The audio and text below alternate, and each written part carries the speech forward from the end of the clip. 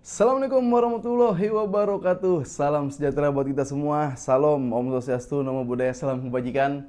Balik lagi di channel YouTube Afif Safif, pakar bola komentaris sepak bola dengan kebahagiaan Rumah La Liga ya. Jadi teman-teman, hari ini tentunya gue akan bahas ya jornada pertama, putaran pertama La Liga antara Barcelona yang menang 3-0 berhadapan dengan 9 orang pemain Mallorca. Ini banyak sekali keputusan-keputusan yang kontroversi, banyak sekali drama-drama yang terjadi, dan ada beberapa pemain yang sangat menjadi sorotan ya di pertandingan Barcelona berhadapan dengan Mallorca. Dan yang paling penting, setelah pertandingan ya, jadi kalau kalian nonton pertandingan seperti apa babak pertama dan babak kedua, Hansi Flick akan marah kepada para pemain Barcelona karena Hansi Flick menganggap pemain Barcelona ini tidak bermain 100% di babak kedua. Nah, nanti itu akan gue bahas teman-teman. Tapi sebelumnya gue mau ngucapin ya merdeka buat kita semua, merdeka ya buat Republik Indonesia, merdeka dari apapun, merdeka dari penindasan, merdeka dari korupsi, merdeka dari kezoliman-kezoliman ya. Semoga kita bisa merdeka dan kita bisa berdiri tegak membela, memperkuat, membangun Republik Indonesia ya. Kita doakan juga para pahlawan kita yang telah berpulang, yang gugur, semoga diberikan tempat yang layak ya dari Tuhan yang Maha Kuasa ya, diberikan tempat di surga. Oke. Nah, lanjut. Hari ini gue akan bahas tadi Barcelona, tentunya ini banyak banget ekstra midfield juga dikeluarkan oleh Hansi Flick. Jadi ini menarik ya teman-teman. Gue juga mau minta pendapat kalian soal di jornada pertama antara Barcelona berhadapan dengan Mallorca ya. Absen-absen dulu dari seluruh Indonesia dimanapun kalian berada, dari Sabang sampai Merauke, yang lagi sakit nih, yang lagi nonton ini, gue doain semoga kalian diangkat penyakitnya dan disembuhkan. Dan buat kalian yang belum kerja, gue doakan biar kalian mendapatkan pekerjaan ya. Dan buat yang udah kerja, semoga semakin sukses. Buat yang nonton ini lagi kuliah atau lagi sekolah, semoga diberikan nilai yang bagus dan diterima di universitas atau kantor-kantor yang kalian inginkan. Oke? Let's go. Barcelona berhadapan dengan Mallorca. Di kandang Mallorca, Barcelona menang 3-0 tanpa balas. Ya, pertandingan berjalan seru di babak pertama. Ya, di babak kedua gue nggak tahu gue nonton apa itu. Gue nggak tahu gue nonton apa. Ya, jadi wajar Hansi Flick marah. Terima kasih Hansi Flick sudah mewakili kita. Kita langsung di match pertama aja. Di babak pertama Barcelona menggunakan 4-3-3 ya. Kayaknya ini 4-3-3. Walaupun dari ketika melihat susunan pemain 4-2-3-1, cuma begitu penerapan di lapangan jadi 4-3-3. Ada kiper yang clean sheet, Joan Garcia, yang tampil bagus.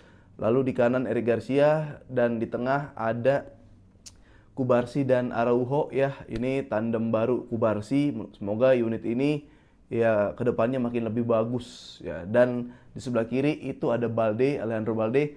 Di tengah tiga langsung ada Frenkie de Jong, Pedri, dan juga si Fermin Lopez. Di sebelah kanan ada Lamine Yamal, striker Ferran Torres, dan di sebelah kiri di situ ada Rapinya. Jadi ketika menyerang Rapinya memang agak ke tengah gitu. Nah, kita bahas ini dulu.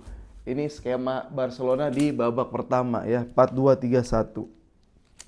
Ini 4-2-3-1, tapi gua ngelihat ketika bermain itu menjadi 4-3-3. 4-3-3 kayak gini. Ya, jadi De Jong sendiri holding midfield ya, atau defend midfield ya, sini jadi holding. Fermin dan Pedri ini agak maju ke depan. Nah, seperti biasa Yamal main wide, cut inside ke tengah, shooting, cut inside, shooting, akhirnya juga dapat gol. Sementara kalau melakukan penyerangan, formasinya jadi seperti ini.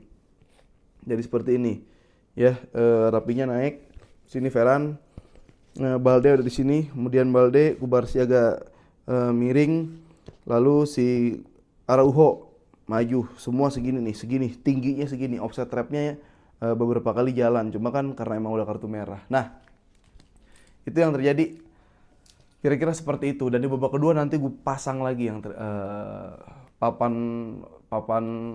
skema ini gue akan bahas lagi. Nah, di babak pertama gol dari Rapinya ya itu ya gol-gol Rapinya sih memang dia bagus banget, timingnya itu selalu tepat dan mengejutkan kadang ya.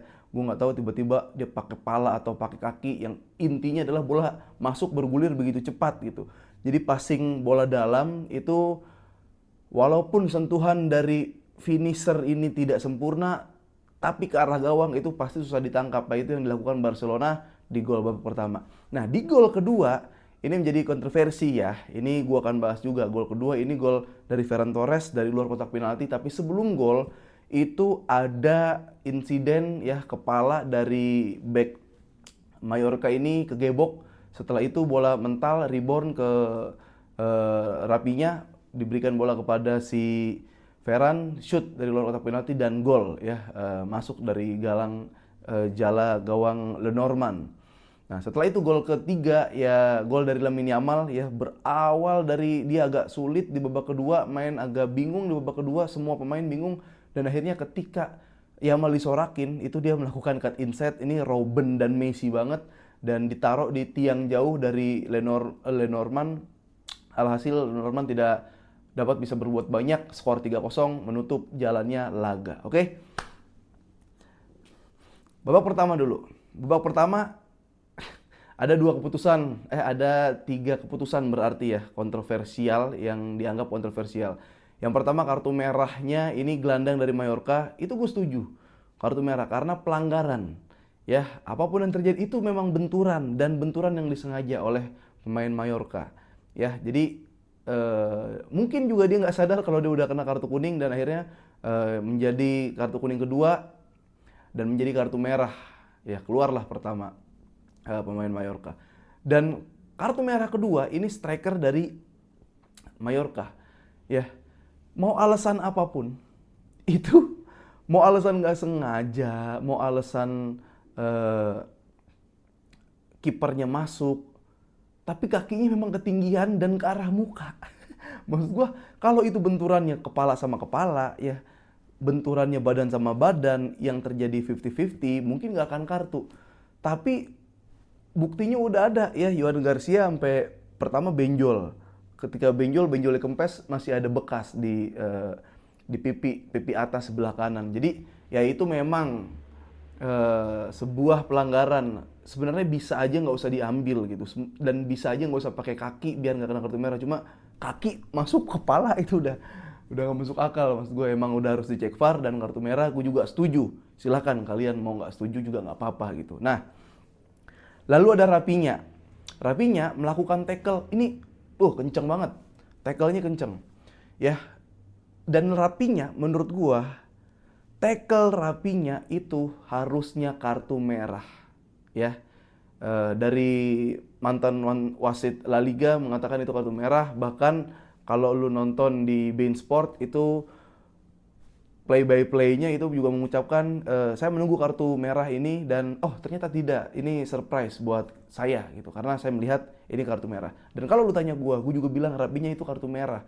Kenapa? Karena bolanya nggak ada, Rapinya lagi lari, mau alasan kepleset, mau alasan jatuh, tapi itu bentuk tackle dan tackle-nya juga itu masuk kategori keras sih.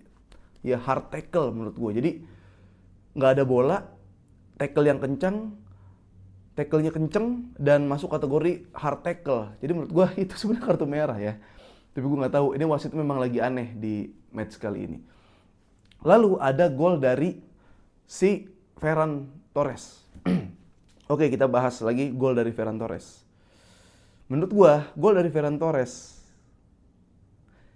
itu juga harusnya tidak gol. Enggak. Menurut gua, gol Ferran Torres itu sah. Dah, tuh ya, ini bisa dipotong di TikTok. Menurut gua, gol Ferran Torres itu sah. Jadi ada 2 kutub yang menaungi atau ada 2 legal standing yang berpijak pada gol tersebut.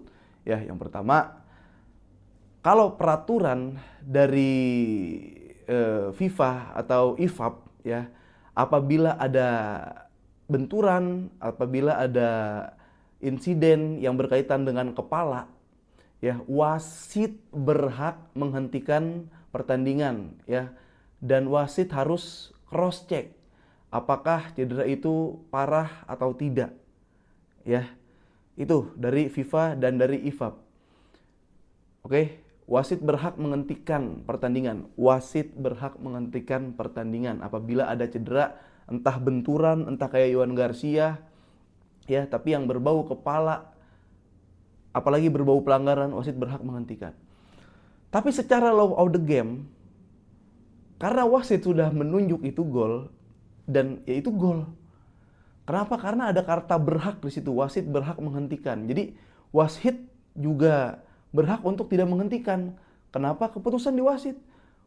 Di saat itu wasit menganggap dia juga melihat secara langsung. Yang pertama nggak ada pelanggaran, yang berikutnya nggak ada benturan ekstrim, ya. Walaupun ini kena pala, ya, walaupun juga nggak bisa dibilang walaupun nih. Nah, tapi di situ wasit punya keputusan untuk menghentikan atau tidak menghentikan pertandingan. Nah, di saat itu wasit tidak menghentikan pertandingan karena menganggap tidak ada pelanggaran, tidak ada benturan. Ya kegebok, ya terbentur bola memang. Nah, jadi secara love of the game itu golnya sah karena apapun yang terjadi keputusannya itu di wasit. Tapi secara sportship peraturan modern, ya, atau keselamatan pertandingan, ini adalah sebuah kesalahan dari manajemen pertandingan, manajemen perangkat, ya. Kalau ditanya golnya sah apa enggak, ya golnya sah karena wasit di situ menunjuk kalau itu adalah sebuah gol. Jadi idealnya adalah sebenarnya wasitnya itu harus menghentikan pertandingan. Ya, idealnya seperti itu karena menurut FIFA dan IFAB ada benturan dari pala, wasit berhak menghentikan pertandingan untuk mengecek seberapa parah benturan itu, seberapa parah cedera yang dialami, gitu. Tapi di situ wasit memilih untuk tidak memberikan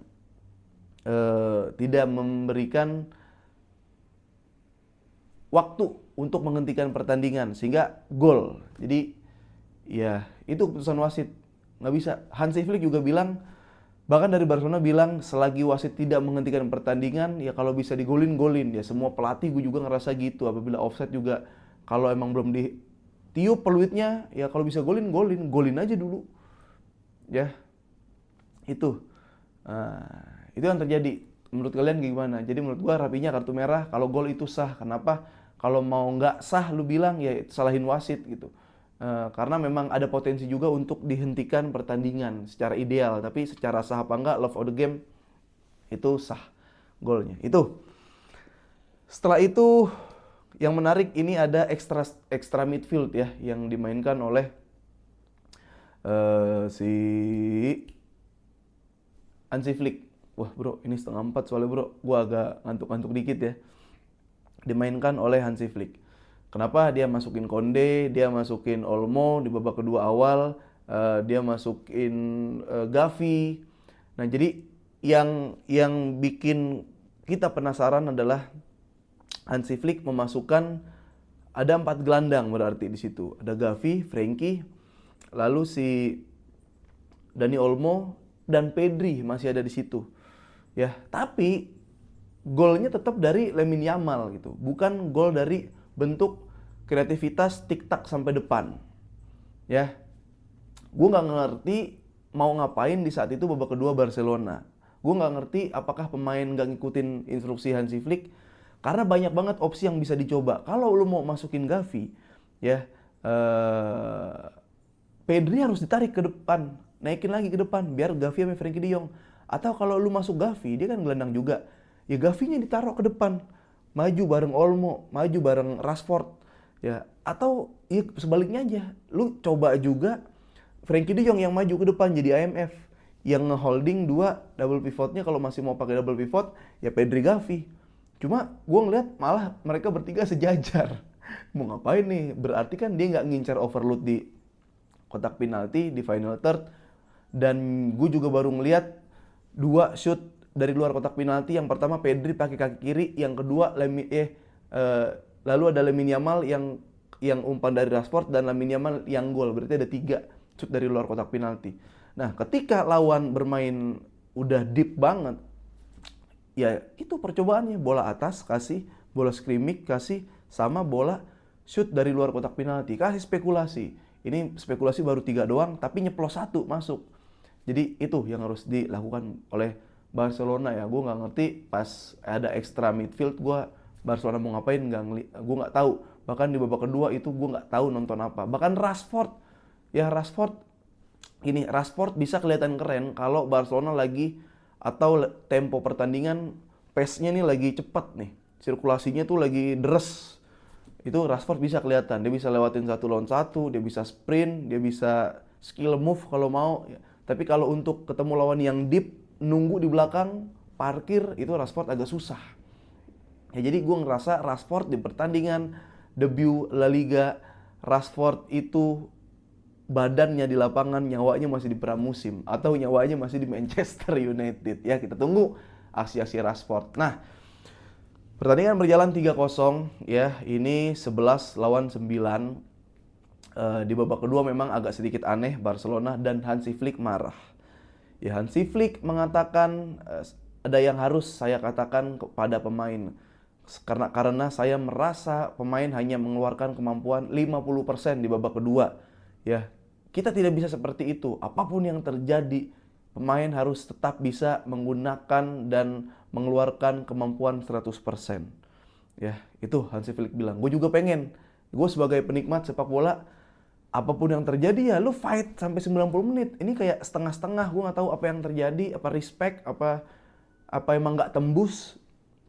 Cuma di babak kedua terlalu aneh menurut gue match itu.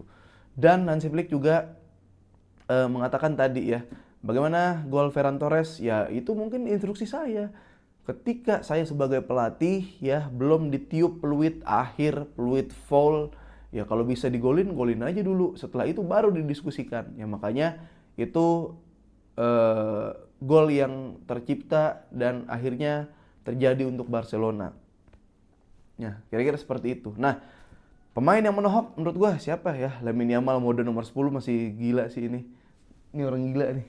King. Selebrasi King, gua nunggu ya. Bahkan gua bisa bergeser tuh kalau Robert nggak seoptimal tahun lalu, musim lalu, top skor sekarang nih bisa Lamine Yamal, Rapinya nih, atau masuk Ferran. Ya, jadi persaingan lini tengah, persaingan lini depan itu luar biasa ya. Bahkan gue ngeliat pemain memang berusaha untuk cetak gol, cuma cara berusahanya ini yang aneh-aneh. Itu yang menurut gue ya. Jadi kalau buat gue, 2 kartu merah pemain Mallorca itu memang benar, tapi Rapinya kartu kuning, gue nggak setuju, harusnya Rapinya kartu merah. Dan gol ya kalau kita konstitusional ya itu gol yang sah karena wasit ya, karena wasit bilang dan wasit mengambil keputusan kalau itu gol. Walaupun secara ideal ya kalau ada benturan di bagian pala tadi, peraturan modern FIFA dan IFAB, wasit berhak menghentikan pertandingan, tapi dia tidak menggunakan kesempatan untuk mengecek ya, sementara pertandingan terus berjalan begitu aja. Nah, di babak kedua Barcelona bermain hilang arah, tapi Lamine Yamal yang fokus menginginkan untuk mencetak gol, determinasi untuk mencetak golnya semakin tinggi, semakin pengen peluit akhir ditiup, akhirnya dia bisa menciptakan gol. Itu sih ya, selebihnya harus gue gak tahu. Rashford harus sering ngobrol. Olmo udah mulai aneh nih gerakan-gerakannya nih ya. Fermin dicoba ya, oke. Gavi untuk saat ini ratingnya oke. Kita lihat di next match Barcelona. Udah gitu aja kurang lebihnya, mohon maaf teman-teman. Kalau ada yang nggak setuju boleh silakan di komen. Terima kasih yang udah like, komen, dan subscribe ya. Buat yang belum subscribe boleh di subscribe channel YouTube Afif Safi Pakar Bola. Gua mau jadi rumah La Liga, tapi sesekali bahas liga-liga atau big match. Dan jangan lupa nonton di Dance TV. Kemarin baru aja kita bahas tentang Persija ya, Liga 1. Keseruannya seperti apa bareng ketum Persija, Bang Diki Sumarno di situ, dan juga ada ini bintang tamu keren seasonnya nanti ya. Nonton nanti Arsenal Manchester United, ada gua di YouTube. My Super Soccer. Oke, vamos.